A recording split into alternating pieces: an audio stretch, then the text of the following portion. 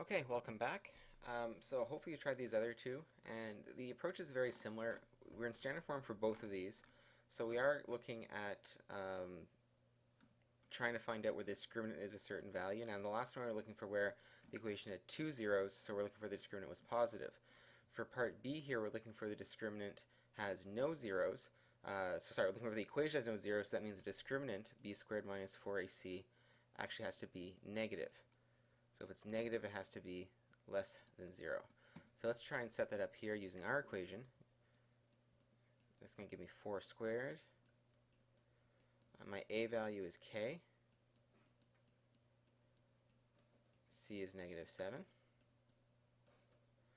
Okay, so just simplifying here, again, it's an inequality that we have to solve.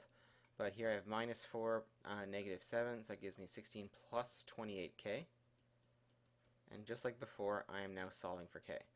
So it's going to give me 28k being less than negative 16. And here when I divide both sides by 28, I don't need to change the sign of the inequality because I'm dividing by a positive number. So k would be less than negative 16 over 28, which I'm sure you'll then take down and reduce to negative 4 over 7. Okay, and last but not least, here we want to find out where there's exactly 1 0. So we know from earlier that this means the discriminant is going to be equal to 0. Okay, so let's set it up. So b is negative k. So you have negative k all squared minus 4. My a value is also k. And c is negative 7. So I'll get k squared minus 4 and negative 7 again, give me plus 28k. And if we look here, we actually have an equation that's quadratic. And we know how to solve quadratic equations now. We already have everything over on one side of the equation. We already have 0 on the other side, so our options here are to factor or use quadratic formula. First thing I'm going to do, as always, is look for a common factor. So I can factor out a k. I'm left with k plus 28 left over. And all of a sudden this generates my two solutions. This means that k is equal to 0, or k is equal to negative 28.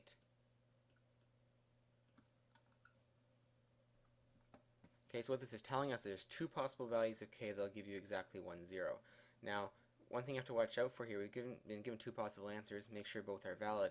It actually does not make sense in this case to have k equals 0, because if we put k equals 0 into here, we just have a horizontal line. It doesn't make any sense. In a quadratic, you can't have an a value here, which in this case is k, of 0, because it's no longer quadratic. So this answer is actually inadmissible. So it means our only possible answer is going to be k equals negative 28. Okay, so that does it for this one. Now there's some practice there in your textbook, so please make sure you do that. But we're going to take a look at something new, which is what we call linear quadratic systems. Now it's a very, very fancy title, but really is things that we've sort of done before. We did linear systems back in grade 10. We were finding the point of intersection between two lines, and we solved those equations without too much problem. It's going to be something similar here, except now we're going to be looking at the intersection between a line and a quadratic. Okay, so first thing we're going to look at is just how many ways a line and a parabola can intersect with each other. Okay, so the first case we're going to look at here is the case where the line and the parabola don't intersect at all. So if you look at 3x squared plus 2 and negative 2x minus 3, let's see what those look like on a graph. So negative 3x squared plus 2 looks like this. Okay, if we try to put in the line y equals negative 2x minus 3, you'll see that at no point are these ever going to cross. So if you were to try and solve this, you would wind up with no solution. So you get something that would be impossible. Okay, I'll go over a little bit how we go about solving it later on, but this would actually have no solution. Okay, so the other possibility that you could look at is the case where you actually have one point of intersection. Okay, so there's one point of intersection. Let's take a look at these possible options here. So here's, again, our y equals 3x squared plus 2. So the line y equals 6x minus 1, if you'll see, a little bit hard to see zoomed out. If you zoom in, you can see there is only one spot where it intersects. Now, what that point is, we could actually solve for, but what this is actually called, if it only intersects once, it is a tangent. Okay, a tangent is a line that touches a curve only once. Okay? Our other possibility for only having one point of intersection is if we look at a vertical line. So the line x equals 3, for example, cuts through this parabola exactly once. Okay, in this case, it's at the point 329. So again, a vertical line will always cross through a parabola at least once, because the domain of a parabola is all real numbers. But there's all two possible ways. You can have a vertical line, or you can have a tangent in the case of y equals 6x minus 1. Okay, and last but not least, there's the case where you can have 2 points of intersection. So here's the parabola y equals 2x squared minus 3, and the line y equals 3x plus 1. You can see there we have 2 points where those two intersect. Okay, and solving for it actually isn't too bad. So if these were both lines back in grade 10, you have done substitution or elimination. So your first instinct might have been, if you're using substitution, to say, okay, let's say if I had y equals 2x plus 1 and y equals 7x. Well, okay, you'd say, well, if y equals 2x plus 1, you'd substitute that 2x plus 1 in here for y, and you'd wind up with 2x plus 1 equals 7x, and then you go ahead and solve for x. Then you go back and use one of your original equations and solve for y. So that's what you did for a good chunk of grade 10, and really in this case you'd be doing something very similar, even though it's a line and a quadratic. You still have y equals 2x squared minus 3. You can replace the y in the other equation with that 2x squared minus 3 and create the equation 2x squared minus 3 equals 3x plus 1. Okay? And even though this equation is now quadratic, you've solved tons of equations like this so far. So we know what our strategy is. Get everything over on one side of the equation, have the other side equal to 0, and then you can use either quadratic formula or factoring. So I won't go through all the steps here, but you'd bring the 3x over, so you'd have 2x squared minus 3x. If you bring the 1 over, you're going to have minus 4. Okay, and then you try and solve for x. Now I don't believe this one factors, you'd have to use quadratic formula to solve for x. And what that would actually solve, or what that would actually give you, is the two x values where the line and the parabola intersect. So if you solve this using the quadratic formula, you're going to wind up getting these two x values, the negative 0.85 and the 2.35. And if you want to find the y values, you can just go ahead and sub those back into one of the original equations, either the line or the quadratic. Okay, so I won't go through the steps there, but again, once you have it set up, solving it is really just things you have done before. Okay, so with that in mind, I'm just going to do one example, a bit more of a challenge example. So I want us to find the equation of the tangent to y equals x squared, or f of x equals x squared, and we're told that the tangent has a slope of 4.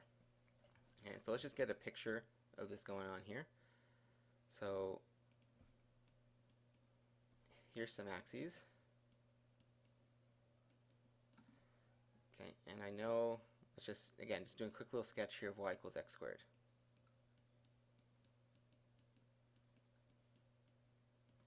Okay, there's going to be some tangent, and remember a tangent means it intersects with the curve once. So one point of intersection. And this line, because the tangent is a line, is going to have a slope of 4. So there's going to be some line with a positive slope. So let's just say it looks something like this. Going up here, touching the parabola once. Okay, we don't know where. It's going to touch it once. And we want to find the equation of this line. Okay, now we're trying to find the equation of a line. So we know back from grade 9 that all equations of lines have the form, if using slope-intercept form of y equals mx plus b. Now, one thing we're being told at least is that our slope is going to be 4. So we're actually going to have the equation y equals 4x plus b. The only thing that we're actually missing is going to be the value of b. Okay, so let's think about how we would go about solving it. Now, we don't know what that point of intersection is, but we're trying to find the intersection between the equations y equals x squared and y equals 4x plus b.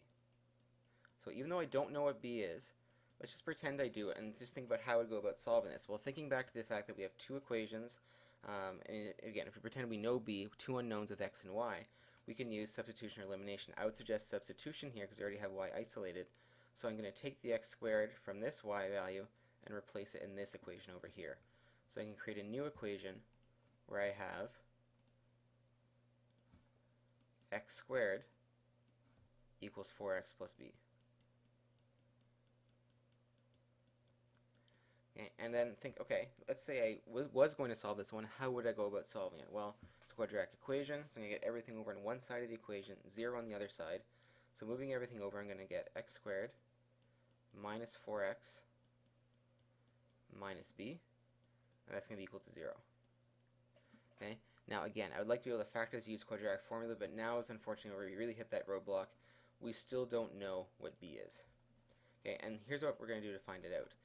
The key thing that we haven't really used yet, we used it to get our picture, but we haven't actually used it in the solving, is the fact that we know our equation is going to be a tangent.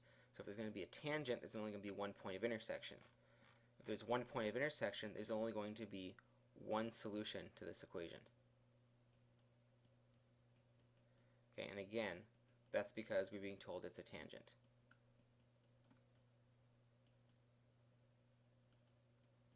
So if there's only one solution, what do you know about the discriminant? Well, it tells us the discriminant is going to be equal to 0.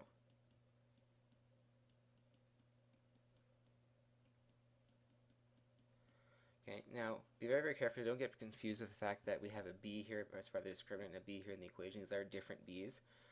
Just apply what we have in this equation to the discriminant. We know that has to be equal to 0 because our equation is a tangent. There's only one solution. And using that, hopefully then we can solve for our unknown. Okay, so let's just apply the discriminant to this equation. So I'm going to get negative 4 squared minus 4. My a value is 1. And my c value, strangely enough, is negative b. Okay, so that now has to be equal to 0. Now, the nice thing about this is now, well, all the x's are gone from the equation. The only unknown I have here is b, so I can solve. So solving this, I'm going to get 16. 2 negatives here multiply, give me a positive, so I have 16 plus 4b equals 0. And I can keep going, use my grade 9 algebra, and solve for b. Okay, so that gives me my y-intercept.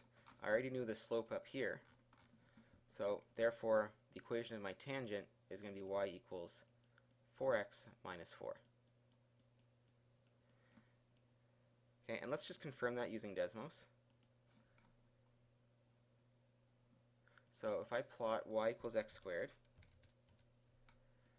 and the equation of what I think should be my tangent, 4x minus 4, it should touch only once. And again, if you look here, it does touch only once at the point 2, 4. So 4x minus 4 is a tangent. It has a slope of 4, and it's tangent to y equals x squared. Alright, well, that was a bit of a challenge, but there's a bit more practice here in your textbook about solving linear quadratic systems. Again, strongly recommend you go through that, get as much practice as you can before the test. Okay, and that actually does it for the quadratics unit, so we can start getting ready for review and a test sometime soon.